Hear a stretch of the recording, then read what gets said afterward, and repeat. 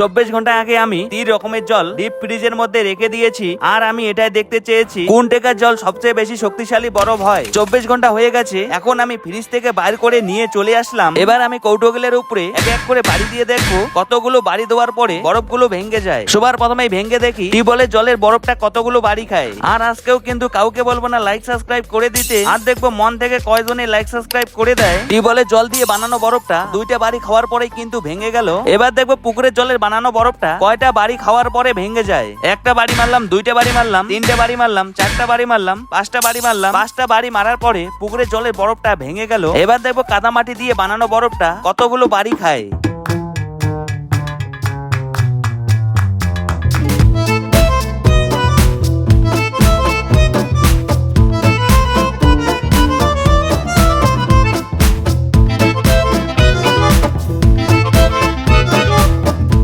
Guys 20টা বাড়ি মারার পরও কাদামাটি বরফটা আমি ভাঙতে পারলাম না।